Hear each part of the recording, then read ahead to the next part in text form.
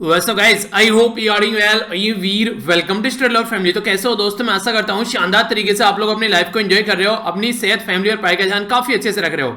आप लोगों में से ये मूवी किस किस ने देखी है? मूवी का नाम था चक्रव्यूह। चक्रव्यूह मूवी में बेसिकली ये दिखाया गया कि हमारी कंट्री में जो लेफ्ट विंग एक्सट्रीमिज्म, जिसको आप लोग माओइस्ट भी बोलते हैं, उसकी कंडीशन कैसी है, किस तरीके से हमारी कंट्री में ये उपजा और किस तरीके से ये कंडीशन अभी यहां पर कंटिन्यूअसली चली हुई आ रही है। तो ये चीजें यहां पर इसके अंदर समझाने की कोशिश की गई है। अगर मैं आप लोगों से पूछूं कि हमारी कंट्री में ये जो माओइस्ट है, माओइज्म का जो फंडा है, ये किन किन एरिया में आप लोगों को देखने को मिलेगा, तो खासकर अगर आएंगे आप लोग तो ईस्ट जो एरिया है हमारी कंट्री का, ईस्टर्न वाला एरिया, वेस्ट बंगाल, उड़ीसा, छत्तीसगढ़, आंध्र प्रदेश, कुछ पोर्शन आप लोगों को बिहार, उत्तर प्रदेश का देखने को मिलेगा। ये वो एरिया है जहां पर ये काफी लार्ज स्केल पर एरिया अफेक्टेड होता है। इस पर्टिकुलर जो यहां पर ये जो लोग रहते हैं, इस पर्टिकुलर जो लोगों की जो कम्युनिटी है, इनके द्वारा रीजन ये रहता है कि इनको ये लगता है कि अपनी जगह सही है, किस तरीके से गवर्नमेंट डेवलपमेंट कर रही है, वो इनसे इनकी जमीन वगैरह छीन रही है, इनके ऊपर अत्याचार किए जा रहे हैं गवर्नमेंट के द्वारा। तो ये गवर्नमेंट को बिल्कुल ऐसे लेकर चलते हैं जिस तरीके से पुराने टाइम में नहीं हुआ करते थे, जो एक तरीके से राजा रजवाड़े हुआ करते थे, जमीन वगैरह छीन ली, या फिर एक तरीके से जो सताया करते थे मजदूर कैटेगरी के लोगों को। तो वो वाली टेंडेंसी इनकी लगती है आज के डेट में गवर्नमेंट के खिलाफ, ये जिस तरीके की चीजें अपनी कंटिन्यूअस रखते हैं। तो इसके चलते ये जो मूवी है ये मैं आप लोगों को रिकमेंड करूंगा। बहुत शानदार तरीके से कई सारी इंटरेस्टिंग चीजें इस मूवी के अंदर दिखाई गई है। पर आगे बढ़ने से पहले आप लोगों के सामने क्वेश्चन है कि हमारी कंट्री में अगर आप लोग बात करें लेफ्ट विंग एक्सट्रीमिज्म के बारे में, तो क्वेश्चन आप लोगों से बन सकता है। बात की जा रही है कि much more needs to be done for left wing extremism to completely wipe out, यानी कि कंप्लीटली अगर खत्म करना है हमारी कंट्री में से तो बहुत कुछ करना पड़ेगा। लेफ्ट विंग एक्सट्रीमिज्म जो है, जिसको एलडब्ल्यू भी आप लोग बोल सकते हैं, ये एक तरीके से हमारी कंट्री में डाउनवर्ड ट्रेंड देखने को मिल रहा है, यानी कि कम हो रहा है हमारी कंट्री में। ऐसा नहीं है कि अभी उतना ही है, पर फिर भी बहुत सारे पार्ट को कंट्री को ये अफेक्ट कर रहा है। तो आप लोगों को एक्सप्लेन करना है कि हमारी कंट्री की अप्रोच क्या है इसको काउंटर करने के लिए। अगर मॉर्निंग वाली वीडियो आप लोगों ने देखी होगी, एक क्वेश्चन मैंने आप लोगों को उस वीडियो में दिया था लिखने के लिए, और एक क्वेश्चन यहां पर हो गया। तो दो क्वेश्चन हो गए आप लोगों के सामने, जो भी सुटेबल लगे आप लोगों को अटेम्प्ट कर लेना। मैंने सोचा कि एक इंपॉर्टेंट टॉपिक था वो भी, जो डैम के ऊपर था, तो उसके ऊपर भी एक क्वेश्चन आप लोगों के लिए बन सकता है। ठीक है, तो कोशिश करना अटेम्प्ट करने की। आगे बढ़ते हैं चीजों को समझने की, आखिर ये न्यूज में क्यों आया। अभी यहां पर नवंबर के महीने में 2020 में एक असिस्टेंट कमांडेंट थे निखिल नाम के, उनकी डेथ हो गई यहां पर, क्योंकि जो माओइस्ट वाले एरिया में यहां पर जो इंसिडेंट हुआ, ये काफी दुखद घटना देखने को मिली। जो कि खासकर ये असिस्टेंट कमांडेंट थे जो हमारी कंट्री में जो हाईली ट्रेन कोबरा, यानी कि commando battalion for resolute action, जो कि इसको आप लोग कोबरा बोलते हैं, उसकी यूनिट से कनेक्टेड थे।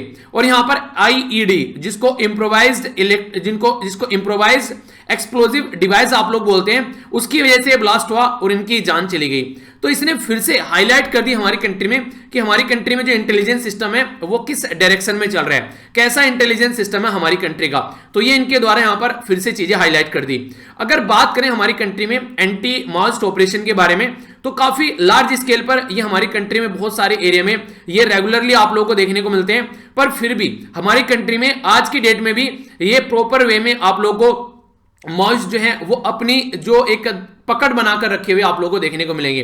अगर हम लोग इनका एक तरीके से मूवी जब आप लोग देखने बैठेंगे, जब भी आप लोगों को टाइम लगेगा, आप लोगों को एक चीज देखने को मिलेगी, आप लोग ये बोलेंगे यार ये भी बेचारे अपनी जगह सही है। ठीक है, आप लोगों को ऐसा देखने को मिलेगा। फिर आप लोग बोलेंगे नहीं यार गवर्नमेंट भी अपनी जगह सही है, पर उसमें ज्यादातर जो पक्ष दिखाया गया वो माओइस्ट का दिखाया गया। और ये जो आर्टिकल लिखा गया है, ये आर्टिकल लिखा गया यहां पर एक ऐसी पर्सनैलिटी के द्वारा जो ज्यादातर जो पक्ष दिखा रहे हैं वो गवर्नमेंट का पक्ष दिखा रहे हैं, क्योंकि ये ऑलरेडी इस एरिया में रह चुके हैं। इंस्पेक्टर जनरल ऑफ रिटायर्ड हैं सीआरपीएफ से, जिनके द्वारा ये आर्टिकल लिखा गया है, एमपी नतानेल। ठीक है, तो इनके द्वारा ये आर्टिकल लिखा गया, तो ये अपनी किस तरीके से हमारी कंट्री में जो सिक्योरिटी व्यवस्था है उसको बनाकर रखना है, तो ये वो वाला एंगल आप लोगों को देखने को मिलेगा। पर लेकिन आप लोगों को यहां पर एक बैलेंस अप्रोच बनाकर चलनी है, क्योंकि देखिए जो कोई हथियार उठा रहा है अपना लाइफ में और कुछ ऐसी एक्टिविटी कर रहा है, उसके साथ में कभी ना कभी कुछ ना कुछ गलत हुआ होगा, जिसकी वजह से उसको हथियार उठाने पे मजबूर होना पड़ गया। कौन नहीं चाहता कि जिंदगी को शांति के तरीके से जीकर चल सके।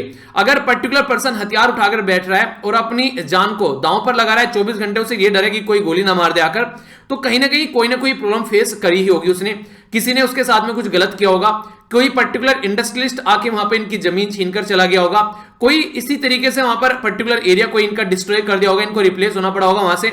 तो कहीं ना कहीं ऐसी भावनाएं बनी है गवर्नमेंट के खिलाफ कि गवर्नमेंट जो है वो सही काम नहीं करती है। तो उसी के बारे में ये क्वेश्चन है जो आप लोग को अटेम्प्ट करना है, इसको अटेम्प्ट कीजिएगा यहाँ पर, जो कि काफी इंटरेस्टिंग अच्छे तरीके से कई बार आप लोगों से क्वेश्चन पूछे आते हैं इस पर्टिकुलर एरिया में। अभी जो बात की जा रही है, बात करें हम लोग लेफ्ट विंग एक्सट्रीमिज्म के बारे में, तो इसको अगर टर्म जो ऑफिशियली यूज की जाती है नॉर्मली आप लोगों ने देखा होगा, पर नॉर्मली हम लोग यूज करते हैं कई बार माओइस्ट इंसर्जेंसी, ठीक है। तो ये सिलेक्टेड जो हमारी कंट्री में सेंट्रल और ईस्टर्न इंडिया में जो एरिया देखने को मिलेंगे वहां पर ये आप लोगों को देखने को मिलेगी। ये एक नक्सल बारी मूवमेंट हुआ था वेस्ट बंगाल के अंदर 1960s में, उस टाइम से यहां पर ये जो चीजें थी ये आगे बढ़नी स्टार्ट हुई। तो ये इंसर्जेंट जो है हमारी कंट्री में एक पैरेलल गवर्नमेंट चलाते हैं, इनको ये लगता है जो प्रेजेंट टाइम पे गवर्नमेंट है, जो हमारा संविधान है, उसको ये मानने से इनकार कर देते हैं। तो इसलिए एक पैरेलल गवर्नमेंट यहां पर आप लोगों को चलाते हुए नजर आते हैं। इसी के साथ में अगर बात करें ईस्टर्न इंडिया और सेंट्रल इंडिया में काफी लार्ज स्केल पर इनका दबदबा रहता है, क्योंकि ये मैक्सिमम गोरिल्ला वॉरफेयर यूज करते हैं, यानी कि अटैक किया और भाग गए। और जो लोकल है वो काफी ज्यादा सपोर्ट करते हैं, क्योंकि वो इनकी आइडियोलॉजी से इन्फ्लुएंस रहते हैं। तो उसकी वजह से ये कंडीशन आप लोगों को देखने को मिलेगी। 80 के करीब यहां पर पर्सनल की डेथ हुई थी 2008 में, जब सीआरपीएफ की जो जवान के जत्थे पर इनको लैंड माइन से उड़ा दिया गया था। उस टाइम पर होम मिनिस्टर थे पी चिदम्बरम साहब, उनके द्वारा ऑर्डर दिया गया था मैसिव डिप्लॉयमेंट का सीआरपीएफ के पर्सनल जो लेफ्ट विंग एक्सट्रीमिस्ट जो अफेक्टेड जो एरिया है उन पर्टिकुलर एरिया में, कि इनको यहां से हटा दिया जाए। तो छत्तीसगढ़, झारखंड, उड़ीसा, वेस्ट बंगाल, मध्य प्रदेश और उत्तर प्रदेश में काफी लार्ज स्केल पर कई सारे ऑपरेशन चलाए गए। सिक्योरिटी फोर्सेज, हालांकि बहुत सारी अच्छी ट्रेनिंग इनके पास में रहती है, कई सारे प्रिकॉशन मेजर इनके द्वारा लिए जाते हैं, पर फिर भी कई सारे लोगों की जान चली जाती है। लगभग 76 जो जवानों की जो जान गई 2010 के करीब में। तो इस तरीके से कई सारी चीजें आप लोगों को देखने को मिली। अभी मैंने यहां पर 80 बताया, यहां पर आप लोगों को बताया 76, तो बहुत सारे हमारी ही कंट्री के जवान, हमारी ही कंट्री के लोगों के द्वारा जिनकी जान जाती है। तो ये काफी दुखद घटना आप लोग बोल सकते हैं। सीआरपीएफ के जवानों के द्वारा हालांकि फिर काफी एक तगड़ा ऑपरेशन चलाया गया। 200 के करीब जो माओइस्ट कैंप थे उनको डिस्ट्रॉय कर दिया गया 2009 से लेकर 2011 के बीच में। तो ऐसा नहीं है कि हमारी कंट्री में जो फोर्स है वो काम नहीं कर रही है, पर लेकिन दो तरीके से आप लोग काम लेकर चलना पड़ेगा। आप लोगों ने एक वर्ड सुना होगा, कैरेट एंड स्टिक वाली अप्रोच। ये क्या होती है इसको समझिए। ये वाली पिक्चर आप लोग देखें यहां पर, इसमें क्या कर रखा है यहां पर, ये एक मिनट, गाजर नहीं दिख रही होगी आप लोगों को जैसे कि ये वाली पिक्चर देखिए, एक घोड़े पर चल रहा है, इधर तो इसके आगे कैरेट है कि गाजर खिलाई जाएगी, और जिसकी वजह से घोड़ा भागता रहेगा, और पीछे से स्टिक यानी कि डंडी मारी जा रही है। ठीक है, आजकल में प्राइवेट कंपनी में भी चीज देखने को मिलती है। ये पिक्चर दिखा रही है यहाँ पर कि या तो काम करो, उधर से दिखाई जाती है कि हाँ ये चीजें हैं एक तरीके से, बहुत सारी चीजें, और पीछे से कंडीशन कुछ और रहती है। तो कैरेट एंड स्टिक अप्रोच का मतलब होता है, बहुत सारे ऐसे उदाहरण देखने को मिल जाएंगे कि एक तरीके से इंसान अगर सही तरीके से काम न करे तो फिर डंडे से काम लिया जाए। तो यहां पर यही अप्रोच फॉलो करने के लिए बोली जाती है कि आप लोगों को एक तो सिक्योरिटी टाइट रखनी है अगर कल को कोई पंगा पड़ता है, पर दूसरी साइड में कई सारे वेलफेयर के प्रोग्राम भी आप लोगों के चलाने पड़ेंगे। तो इसी के चलते क्या किया गया, कई सारी आप लोगों को देखने को मिलती है कि कई सारे सिविलियन भी मारे जाते हैं, इनके द्वारा कई बार बिल्डिंग डिस्ट्रॉय की जाती है, कई बार इनके द्वारा जो फिरौती ली जाती है जो बिजनेसमैन होते हैं उनसे, तो यहां से इनके पास से पैसा आता है। तो यानी कि इनका जो सिस्टम चलता है, सिस्टम चलाने के लिए पैसा तो चाहिएगा, लोगों के लिए हथियार देने हैं, उनको खाने पीने का उनका जुगाड़ करना है, कहीं से एक जगह से दूसरी जगह पर लेकर जाना है, तो कोई ना कोई उनके पास व्हीकल होना चाहिए। तो पैसा तो कहीं ना कहीं से आएगा, तो इनको जो पैसा जाता है वो पैसा भी कहीं ना कहीं से जो जाता है उसको भी रोकना पड़ेगा। और दूसरी बात यह है कि इनके लिए प्रॉपर अप्रोच लेकर चलनी पड़ेगी, जो यहां पर राइटर बता रहे हैं। राइटर क्या कह रहे हैं कि सक्सेसिव गवर्नमेंट के द्वारा कई सारी अप्रोच लेकर चलेगी। अगर उसमें से कुछ अप्रोच के बारे में आप लोग बात करें तो एक अप्रोच थी यहां पर समाधान डॉक्ट्रिन जो थी यहां पर, ये जो माओइस्ट कंट्रोलिंग जो एरिया है बेसिकली वहां पर जीपीएस ट्रैकर लगाए गए, यहां पर यूनिक आइडेंटिफिकेशन जो नंबर है यूआईडीआई, उनके बेस पर चीजों को ट्रैक किया गया। सीआरपीएफ की जो बटालियन है उनको भी यहां पर काफी लार्ज स्केल पर अनमैन्ड एयर व्हीकल दिए गए, यानी कि जो ड्रोन दिए गए, यहां पर हेलीकॉप्टर सर्विस प्रोवाइड यहां पर की गई, प्राइवेट हेलीकॉप्टर की सर्विस भी डिप्लॉय की गई, ज्वाइंट टास्क फोर्स यहां पर बनाई गई जो कि इंटर स्टेट बाउंड्री क्रॉस कर सके। ऐसा है एक राज्य से दूसरे राज्य में भागे, अब दूसरे राज्य बोला कि यहां पे आके हरकतें मत करना, ठीक है। तो इसी के साथ में जो prevention of money laundering act को यहां पर इंप्लीमेंट किया गया ताकि गलत तरीके से इनके हाथ में पैसा न जा सके। तो बहुत सारी ऐसी अप्रोच यहां पर लाई गई जिसके चलते सिचुएशन को नॉर्मल बनाया जा सके। पर लेकिन इसी के साथ में जो एक और इंपॉर्टेंट सिस्टम है यहां पर वन बंधु कल्याण योजना, यह भी ध्यान में रखकर इस तरीके से भी आप लोग काम करना पड़ेगा, जैसे एजुकेशन देना, एम्प्लॉयमेंट देना, हेल्थ केयर देना, इंफ्रास्ट्रक्चर देना और कनेक्टिविटी देना। तो यह भी काफी इंपॉर्टेंट एरिया है, यानी कि एक तरीके से कुछ कुछ ऐसी स्कीम चलाना कि ये सरेंडर करें और प्रॉपर वे में आकर यहां पर अपना जो नॉर्मल जिंदगी जीना स्टार्ट करें। तो इस तरीके से भी काम किया जाए। तो ट्राइबल अफेयर जो मिनिस्ट्री है उसके द्वारा कई सारे ऐसे ऑपरेशन भी चलाए जाते हैं। तो कई सारे डिस्ट्रिक्ट जो है आज के दिन में हम लोग यहाँ पर LWE यानी कि जो मॉइस्ट एरिया से अफेक्टेड है उनको हम लोग फ्री डिक्लेयर कर चुके हैं। पर लेकिन इनका सजेशन ये है कि अभी वहां पर CAPF के जो स्टेशन वगैरह हैं वो कंटिन्यू रहने चाहिए, क्योंकि हो सकता है कि आने वाले टाइम में फिर कोई कंडीशन देखने को मिले जब तक कि चीजें जो है वो कंप्लीटली फिनिश नहीं हो जाती है। तो ये यहां पर एक आर्टिकल लिखा गया, एक बैलेंस अप्रोच लेकर अगर आप लोग चलोगे, दोनों साइड की बातें अगर आप लोग बताओगे, ठीक है, तो ही एक अच्छा आंसर आप लोगों का होगा कि सिक्योरिटी के पॉइंट ऑफ से हम लोग को पूरी अच्छी ट्रेनिंग वगैरह प्रॉपर में चीजें लेकर चलनी चाहिए तभी। और इसी के साथ में जो वहां से निकलना चाहते हैं उनको भी आप लोगों को कोई ना कोई रास्ता दिखाना पड़ेगा, जो कि ये चीजें छोड़कर एक नॉर्मल लाइफ लीड करना चाहते हैं, क्योंकि कोई नहीं चाहता हर टाइम बंदूक के साए में कब मौत आ जाए उसकी जिंदगी में जीना। तो इसलिए ये जरूरी है, ठीक है। तो ये था यहां पर कंप्लीट आर्टिकल। नेक्स्ट आर्टिकल की ओर चलते हैं। आज जो आर्टिकल है यहां पर आप लोगों को 4 आर्टिकल डिस्कस करेंगे, एक तो हो गया। अब जो दूसरा आर्टिकल है इसमें 2 आर्टिकल कंबाइन देखने को मिलेंगे, क्योंकि अगर बात करूं आर्टिकल्स के बारे में, कई सारे आर्टिकल जो बजट के बारे में बताए गए हैं, कई में बजट को क्रिटिसाइज किया जा रहा है और कई में बताया जा रहा है बजट सही है। तो एक उसके ऊपर भी आर्टिकल हम लोग डिस्कस करेंगे कंबाइन करके। जो मेन इंपॉर्टेंट आर्टिकल है बिना बजट के, पहले उनको देख लेते हैं, ठीक है। अभी आज आ गए हैं, मुझे लगता है कल आ गया था, बस अब बजट का एक एक आधा आर्टिकल आप लोग का आता रहेगा। ये ऐसा होता है कि बजट को एनालाइज करते रहते हैं, ठीक है। तो उस तरीके से आप लोग समझ सकते हैं। नेक्स्ट यहां पर जो इंपॉर्टेंट जो न्यूज है ये है सेटबैक इन म्यांमार। म्यांमार में सेटबैक हो गया। रीजन क्या है? रीजन ये कि म्यांमार जो है काफी लंबे समय से बीरबल की खिचड़ी जैसे बनती है, वैसे म्यांमार में डेमोक्रेसी आ रही थी। डेमोक्रेसी आराम आराम से आ रही थी, क्योंकि म्यांमार में मैक्सिमम मिलिट्री रूल आप लोगों को देखने को मिलेगा। पर लेकिन म्यांमार में जो मिलिट्री रूल के साथ साथ में डेमोक्रेसी लाने की कोशिश की जा रही थी आंग सान सुई की के द्वारा। ये एक ऐसी पर्सनैलिटी है जिनको नोबेल पीस प्राइज भी मिल चुका है, पर्टिकुलर अपनी कंट्री में शांति बनाए रखने के लिए। पर फिर भी यहां पर आर्मी ने कूप किया, एक तरीके से आर्मी ने तख्ता पलट दिया, और यहां पर जो ग्रेजुअल डेमोक्रेसी आ रही थी आराम आराम से, वो फिर से एक क्वेश्चन मार्क डेमोक्रेसी के ऊपर म्यांमार के अंदर लग गया। तो सबसे पहले तो आप लोग म्यांमार को एक बार देखिए कि म्यांमार एग्जैक्टली लोकेटेड कहां पर है। म्यांमार जिसको आप लोग बर्मा भी बोलते हैं, हमारी कंट्री में जो नॉर्थ ईस्ट वाला एरिया है वहां पर आप लोगों को देखने को मिलेगा। नागालैंड टच करता है इसको, हमारी कंट्री का एरिया, मणिपुर और मिजोरम, और इसी के साथ में अरुणाचल प्रदेश। तो हमारी कंट्री के 4 नॉर्थ ईस्ट के जो राज्य हैं वो म्यांमार को टच करते हैं। अगर म्यांमार में शांति रहती है तो डायरेक्ट और इनडायरेक्ट वे में आप लोग बोल सकते हैं कि हमारी कंट्री में नॉर्थ ईस्ट वाले एरिया में शांति रहेगी। अगर म्यांमार में दिक्कत रहती है तो हमारी कंट्री में भी आप लोगों को प्रॉब्लम देखने को मिलेगी। तो इसी के बारे में समझते हैं आर्टिकल में क्या क्या बातें बोली गई हैं। सबसे पहले जो मिलिट्री एस्टेब्लिशमेंट है म्यांमार के ऊपर, उसके द्वारा काफी लंबे समय से चला हुआ जो प्रोसीजर था उसको यहां पर फिर से पलट दिया गया, और एक तरीके से जो डेमोक्रेटिक चीजें चल रही थी उनको फिर से साइड में कर दी गई। क्या गया यहां पर जो प्रेसिडेंट थे जिनका नाम था विन मिनित, इनको इसी के साथ में स्टेट काउंसलर आंग सांग सुई की को, और इसी के साथ में यहां पर जो बेसिकली लीडर और भी कई सारे हैं उनको गिरफ्तार कर लिया गया, उनको जेल में डाल दिया गया, ठीक है। ये काम किसके द्वारा किया गया? ये काम किया गया जो यहाँ के जनरल है मिन ऑन्ग हेलियांग, ये जो अभी आप लोगों ने पिक्चर में देखी, ठीक है, इनके द्वारा ये सारा काम किया गया। आखिर इंसान ऐसा काम कब करता है? इंसान ऐसा काम करता है जब एक बार हाथ में पावर आ जाए और वो पावर छूटने का डर रहता है, तो इंसान ऐसी हरकतें करता हुआ नजर आता है। सेम काम यहां पर ये कर रहा है। इनके द्वारा जो ये कूप किया गया, ये माना जा रहा है कि यहां पर इनके द्वारा ये कूप करने के बाद में रीजन क्या दिया गया कि ये इनके द्वारा ये हरकतें की गई है। इनके द्वारा बोला गया कि 2020 में जो रिसेंटली अभी नवंबर के महीने में आई थिंक जो इलेक्शन हुए थे, तो उसमें जो इनकी पॉलिटिकल पार्टी है जिसका नाम है national league for democracy, national league for democracy यहां पर जो पॉलिटिकल पार्टी है इसके द्वारा काफी एक लैंडस्लाइड विक्ट्री देखने को मिली। पर लेकिन जो जनरल थे इनके द्वारा ये बोला गया कि ये जो इलेक्शन हुए थे यहां पर, ये इलेक्शन जो है सही नहीं हुए थे, इस इलेक्शन में धांधलेबाजी हुई थी, इरेगुलरिटीज देखने को मिलती इस इलेक्शन के अंदर में, काफी ज्यादा फ्रॉड हुआ था इस इलेक्शन के अंदर में। पर लेकिन जब इलेक्शन कमीशन ऑफ इंडिया को बोला गया कि भाई साहब ये चीजें गलत हो रही है यहां पर, तो उन्होंने चीजों को सेट करने से, या फिर वो चीजों को सेट नहीं कर पाए या फिर फेल हो गए सेट करने में, तो आर्मी ने ये बोला हमने कूप इसलिए किया यहां पर ताकि नॉर्मल तरीके से एक सही एडमिनिस्ट्रेशन चल सके। ये कोई उदाहरण नहीं है। अगर इस तरीके से इलेक्शन कमीशन ऑफ इंडिया जो इलेक्शन कमीशन ऑफ जो म्यांमार है वो फेल हो गया था, तो आप साहब उसका कोई और सॉल्यूशन निकालिए। ये क्या तरीका है कि आप लोगों ने पूरी गवर्नमेंट ही पलट कर यहां पर ये ऐसी हरकतें कर दी।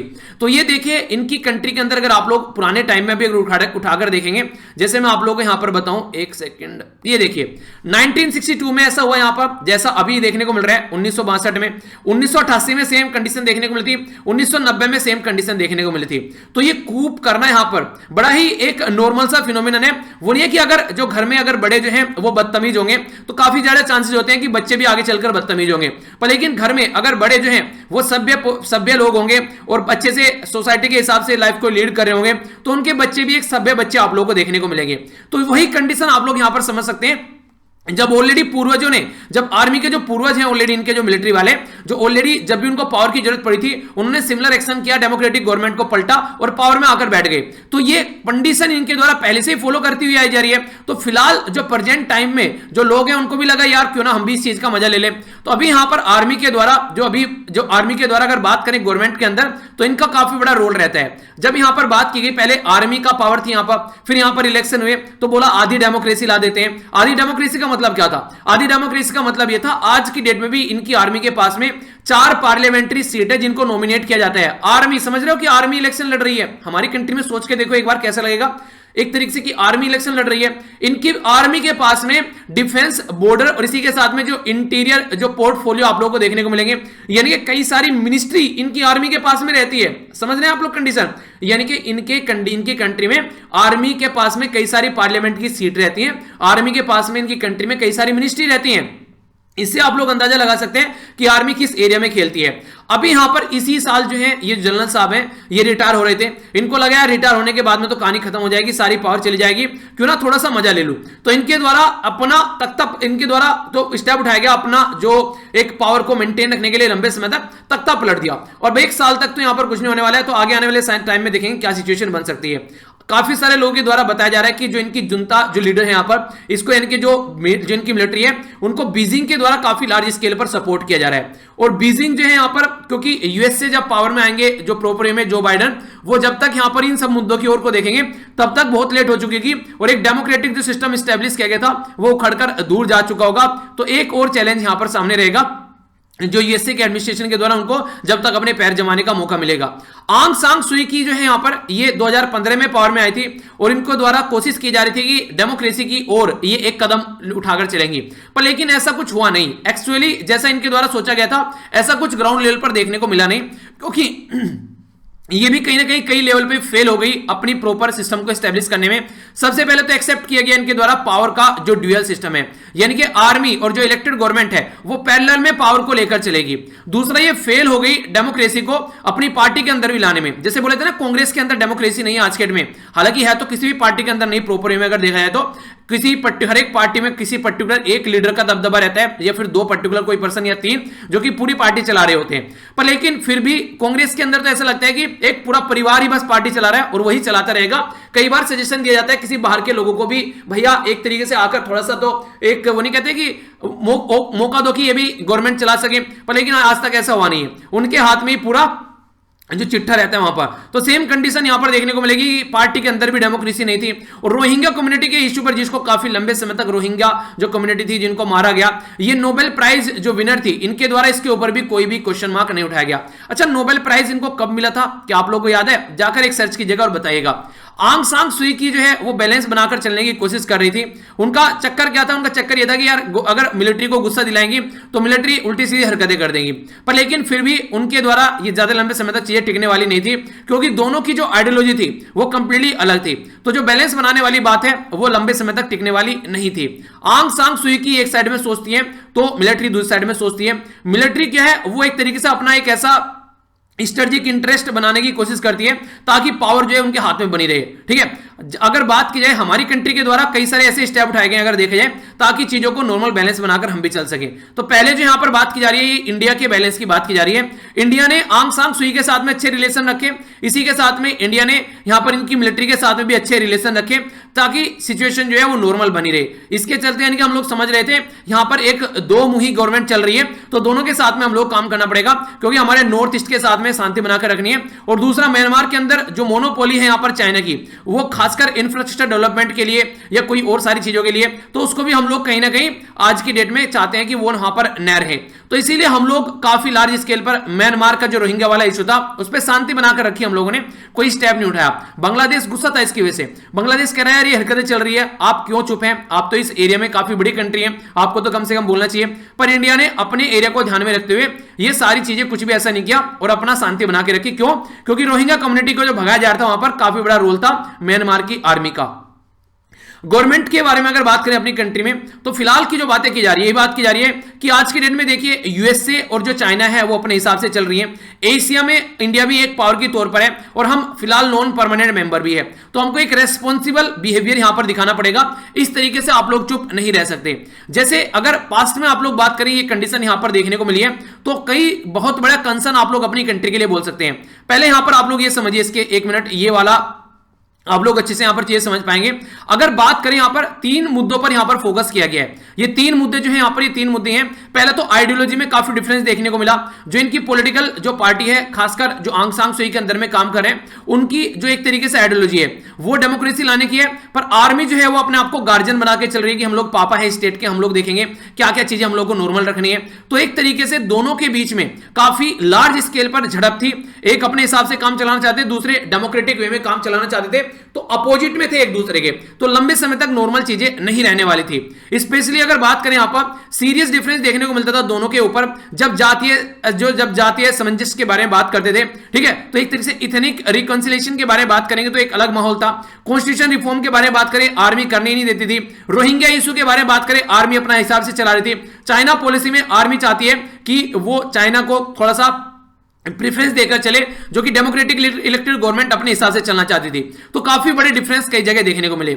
सेकंड जो इंपॉर्टेंट मुद्दा यहां पर निकल कर आया, ये पॉलिटिकल टर्म में बात करें तो देखिए, जब एक इंसान के अंदर पावर होती है ना, तो उसको छोड़ने के लिए तैयार नहीं होता है। ठीक है, और खासकर जब लंबे समय तक पावर हो तो उसका मजा चख लेता है, तो उसको लगता है यार ये तो इसी में यही एक तरीके से तृप्त करने वाला आनंद है, इससे तो दूर हटना ही नहीं है। तो आर्मी का वही फंडा हो चुका है। जब जब यहां पर कोई डेमोक्रेटिक लीडर आता है, उनको ये लगता है कि उनके हाथ से पावर जाने लगी है और वो उनको चुभने लगती है आंखों में, और वो हर बार ऐसी हरकतें करते हैं। तो ये दूसरा फंडा है यहां पर। तो इतने लंबे समय से चीज चल रही है। तीसरा ये है कि एक तरीके से जो एम्बिशन है यहां पर, सीनियर जो जनरल है यहां पर आज के में इनकी कंट्री के, वो उनकी एम्बिशन है प्रेसिडेंट बनने की आगे चलकर, क्योंकि अभी रिटायर हो रहे हैं तो आगे चल के उनके हाथ में पावर रह जाएगी।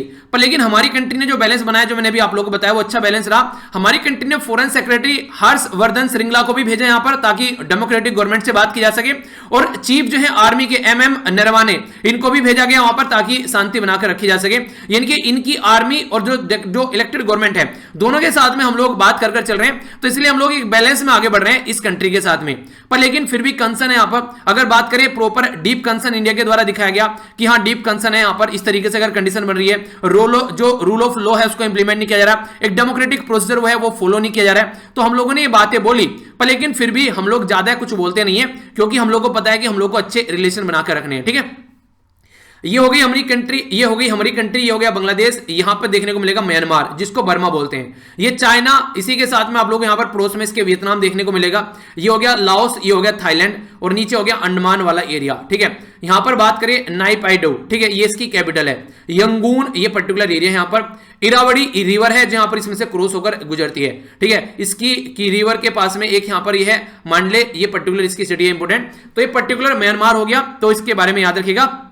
बर्मीज जो क्यात है वो इसकी करेंसी हो गई। ठीक है, कैपिटल मैंने बता दिया, और एक एशियन कंट्री है यहां पर ये।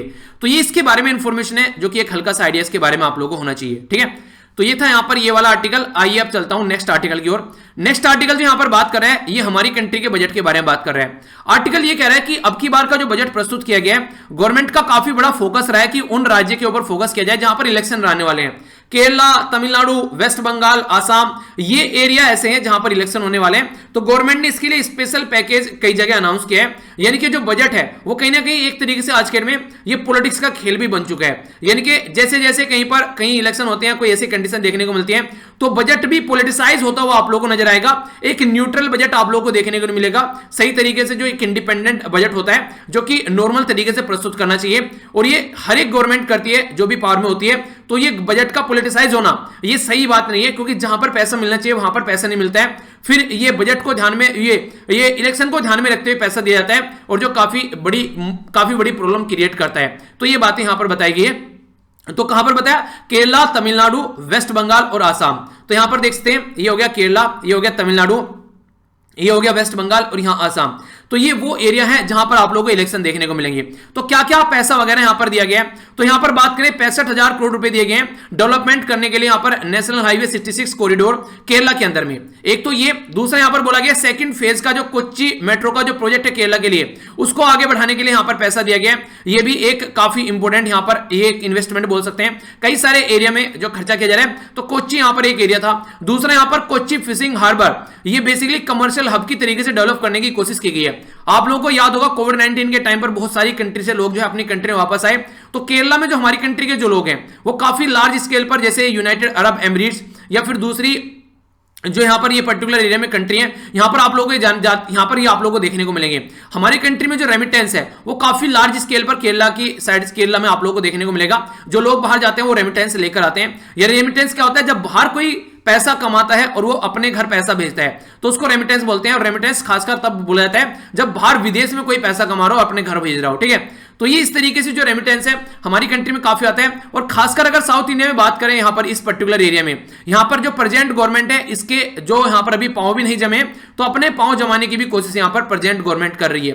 तो ये यहां पर काफी बड़ा मुद्दा है जिसकी वजह से एक पूरा फोकस यहां पर देखने को मिला। नेशनल हाईवे जो वर्थ है यहां पर 19,000 करोड़, ये आसाम के अंदर देखने को मिला। इसी के साथ में प्रोजेक्ट बताया जा रहा है आने वाले 3 साल में लगभग 34,000 करोड़ का, जो कि 1300 किलोमीटर के नेशनल हाईवे यहां पर कवर करने वाला है। इसीलिए जब मैंने आप लोगों से बजट डिस्कस किया था, आप लोगों ने देखा होगा जो मिनिस्ट्री है, खासकर जो नेशनल हाईवे मिनिस्ट्री है, उसके अंडर काफी सारी ऐसे इंसिडेंट आप लोगों को देखने को मिले कि उसके काफी सारे प्रोजेक्ट हैं, काफी सारा पैसा उस मिनिस्ट्री को दिया गया। तो ये सारा जो पैसा जा रहा है ये इस तरीके से अलग अलग एरिया में हाईवेज डेवलपमेंट में जा रहा है। तो इस तरीके से यहां पर ये पैसा दिया गया है। तो यहां पर आसाम हो गया, केरला हो गया। अब बात करते हैं वेस्ट बंगाल के अंदर।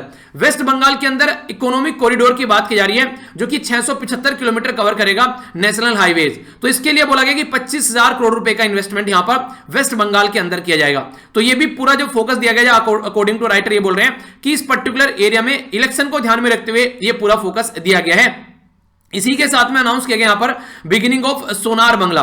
तो इसको यहां पर एक तरीके से ऐसे एरिया में डेवलप करने की बात की जा रही है कि जिससे कि जो प्रेजेंट जो पॉलिटिकल पार्टी है वहां पर तृणमूल कांग्रेस, उसका जो छाप है उसकी वो वहां से हटाई जा सके। अगर बात करें तमिलनाडु के अंदर, तो तमिलनाडु के अंदर तो एक अलग ही पॉलिटिकल सिनेरियो आप लोगों को देखने को मिलेगा। इड्डापड्डी के पलीना स्वामी आज के दिन में वहां पर पावर में है। तो इसके चलते ये समझ में नहीं आ रहा है अभी यहां पर प्रेजेंट टाइम पे, जो अभी रिसेंटली जो यहां पर एक पर्टिकुलर पर्सनैलिटी है वो जेल से निकल कर आई है, जो जयललिता जी की जो फ्रेंड भी है, शशिकला शायद आई थिंक नाम है उनका। तो अभी वो भी कंडीशन वहां पर देखने को मिल रही है। तो आने वाले टाइम में वहां पर क्या सिनेरियो बनेगा तो उसके बारे में कोई क्लैरिटी नहीं है। तो वहां पर भी जो साउथ इंडिया में खासकर तमिलनाडु के अंदर भी प्रेजेंट जो पॉलिटिकल पार्टी पावर में हमारी कंट्री में, उसका कोई ज्यादा दबदबा नहीं है। तो वहां पर भी वो अपना रास्ता बनाने की कोशिश कर रही है। तो उसके लिए 1 लाख करोड़ रुपीस दिए गए यहां पर प्रोजेक्ट के लिए, जिसमें चेन्नई मेट्रो रेल का भी है। इसका फेज सेकंड है जो लगभग यहां पर 118 किलोमीटर आप लोगों को देखने को मिले। सिल्के 63,246 करोड़ रुपए यहां पर दिए गए। 2 एक्सप्रेस वे यहां पर जो बनाए जाएंगे चेन्नई को कनेक्ट करते हुए। तो काफी सारा पैसा जो आप लोग यहां पर देखेंगे, जिस तरीके से पैसे का डिस्ट्रीब्यूशन किया गया है, ये सारा ध्यान में रखते हुए ये बोल रहे हैं राइटर कि कहीं ना कहीं इलेक्शन को ध्यान में रखते हुए यहां पर बात की जा रही है। इसी के साथ में इंफ्रास्ट्रक्चर जो एलोकेशन की गई है सोशल सेक्टर में, सॉरी यहां पर तो इधर इंफ्रास्ट्रक्चर के बारे में हो गया। अब सोशल सेक्टर में जो पैसा दिया गया है, सोशल सेक्टर में जो पैसा दिया गया उसको समझ लेते हैं। बात की जा रही है कि आसाम और वेस्ट बंगाल में लगभग 20% आप लोग को जो टोटल पॉपुलेशन आसाम के अंदर देखने को मिलेगी, जो यहां पर जो टी वर्कर हैं, ठीक है, यानी कि टी वर्कर हैं जो चाय वाले खेतों में काम करते हैं। तो 1,000 करोड़ रुपए यहां पर आउटले दिया गया है वेलफेयर टी वर्कर के लिए, स्पेशली वुमेन और चिल्ड्रन के लिए। तो ये भी यहां पर इसी एरिया में फोकस करता हुआ यहां पर नजर आ रहा है। नेक्स्ट बात करें प्लांटेशन वर्कर के बारे में बात की जा रही है और टी वर्कर के बारे में, खासकर एक्स टी वर्कर के बारे में। तो 20% के करीब पॉपुलेशन है जो कि यहां पर, और खासकर ये भी बात की जाती है कि जब यहां पर कोई इनके लिए फोकस देकर चलते हैं तो कई बार यहां पर ये बहुत बड़ा रोल प्ले करते हैं, डिसिसिव फैक्टर होते हैं असेंबली सीट के लिए आसाम और वेस्ट बंगाल में। तो यहां पर भी गवर्नमेंट के द्वारा दांव खेला गया, ऐसा राइटर बोल रहे हैं। तमिलनाडु और केरला के अंदर हालांकि वो ज्यादा डिस्टेंस पे है, वहां पर गवर्नमेंट को ज्यादा लग नहीं रहा है कि वहां पर कोई ज्यादा फायदा होने वाला है, पर फिर भी ज्यादातर फोकस इनका जो है आसाम और वेस्ट बंगाल पे है। और इस एरिया में इतना ज्यादा जो दिया गया, जो भी पैसा दिया गया, वो एक अलग डायरेक्शन को ध्यान में रखते दिया ताकि वहां पर भी पांव अपने जन सके। तो ये बजट का जो अब की बार फंडा आप लोगों को देखने को मिलेगा, तो ये पॉलिटिसाइज बजट नजर आ रहा है इलेक्शन को ध्यान में रखते हुए। बाकी इसके द्वारा ये भी बताया गया कि कोविड 19 के टाइम पर जो बजट प्रस्तुत किया गया है, चीजों को नॉर्मलाइज करने की कोशिश की जा रही है। तो एक अच्छा एफर्ट है गवर्नमेंट के द्वारा, किसानों को भी पैसा दिया गया है और भी कई सारे ऐसे एरिया हैं जहां पर रिक्वायरमेंट थी, हेल्थ सेक्टर में पैसा अच्छा खासा दिया गया है। तो ये ऐसे भी आर्टिकल आप लोग यहां पर देखने को मिलेंगे। तो बजट वाला जो लेक्चर है और जो कल का लेक्चर है द हिंदू का, वो जरूर देखिएगा, माइंड में क्लैरिटी आ जाएगी। यहां पर एक ये साइड में आर्टिकल है, इसमें क्या बताया गया है, इस आर्टिकल में ये बताया गया कि हमारी कंट्री में जो भी लाल किले पर जो इंसिडेंट देखने को मिला और जैसा अभी यूएसए के अंदर इंसिडेंट देखने को मिल रहा था, तो वो एक ही पैटर्न में आप लोगों को चीजें नजर आएंगी, जिस तरीके से कंडीशन देखने को मिल रही है। तो उसी को डिस्कस करने की कोशिश की गई है, जो कि इंपॉर्टेंट नहीं है। कार्टून काफी इंपॉर्टेंट है और ये डेटा पॉइंट है, इसके ऊपर हम लोग नजर डालते हैं क्या क्या बातें की जा रही है। पहले आप लोग कार्टून देखिए। कार्टून में बोला गया जैसे कौन बनेगा करोड़पति में क्वेश्चन पूछे जाते हैं, तो ऐसा एक क्वेश्चन पूछा गया है। बात की जा रही है कि how does one response to the farmer जो प्रोटेस्ट कर रहे हैं अगेंस्ट फॉर्म लॉ, तो उसमें रेस्पॉन्स क्या होना चाहिए। पहला तो ये होना चाहिए कि पेशेंस रखो, यानी कि पेशेंस हम लोग को रखना है। दूसरा नेगोशिएट करना है। तीसरा विड्रॉ करना है जो लॉ पास किए गए। और चौथा यहां पर ये शट डाउन करना है इंटरनेट। तो कौन सा ऑप्शन आप लोग लगाएंगे, A B C F D. तो आप लोग अपना आंसर बताइएगा कि आप लोगों का आंसर यहां पर क्या होगा इस पर्टिकुलर क्वेश्चन को लेकर। बाकी बात कर लेते हैं यहां पर जस्टिस डिले रिपोर्ट के बारे में। तो ये जस्टिस डिले रिपोर्ट जो है हमारी कंट्री में काफी अच्छे से इसको एनालाइज किया गया है कि पोस्ट वेकेंट है Uttar Pradesh, Bihar, Jharkhand, Tamil Nadu, in particular area में काफी लार्ज स्केल पर जजेस की तो पोस्ट आप लोग खाली देखने को मिलेगी। यहां पर बात की जा रही है स्पेंडिंग ऑन द जुडिशरी पर, खर्चा कहां पर किया जा रहा है। तो यहां पर देखने को मिलेगा कि जुडिशियल जो स्पेंडिंग है, टोटल स्पेंडिंग, तो यहां पर इसी के साथ में जो पर कैपिटा स्पेंडिंग है जुडिशरी के अंदर, तो गुजरात, केरला, तमिलनाडु यहां पर अच्छा खासा देखने को मिलेगा। हाई जो ऑक्यूपेंसी आप लोगों को देखने को मिलेगी, बेसिकली 168% जो प्रिजनर है जेल के अंदर में, यहां पर जुडिशरी ढंग से काम नहीं करे। इसका मतलब बिहार, महाराष्ट्र, उत्तर प्रदेश ये वाले एरिया में देखने को मिलेगी। केस पेंडिंग पड़े हुए हैं बिहार, वेस्ट बंगाल, उड़ीसा में काफी लार्ज स्केल पर। तो ये यहां पर दिखाने की कोशिश की जा रही है इस पर्टिकुलर डेटा के अंदर में, यानी कि हमारी कंट्री का जो जस्टिस सिस्टम है, इंडिया जस्टिस रिपोर्ट अभी प्रस्तुत की गई, तो उसके बारे में बात की गई है। आप लोगों को याद होगा मैंने आर्टिकल डिस्कस किया था जो नैनो मैगजीन है उसके अंदर में, इंडिया जस्टिस रिपोर्ट के बारे में क्या क्या कंडीशन है हमारी कंट्री के अंदर में। तो टाटा ट्रस्ट के द्वारा यह प्रस्तुत की गई है, इसके बारे में आप लोग याद रखिएगा। क्वेश्चन आप लोगों से बन सकता है, कोई कंफ्यूजन नहीं होना चाहिए, ठीक है। तो इधर टोटल आज का डिस्कशन, आई होप कि आप लोगों ने इसको एंजॉय किया होगा। तो इसके साथ में यहां से जाकर पीडीएफ डाउनलोड कर लेना। नेक्स्ट लेक्चर में मिलता हूं। बड़ों को नमस्ते, छोटों को प्यार, छोटी सी लाइफ एंजॉय करो यार। तब तक के लिए जय हिंद।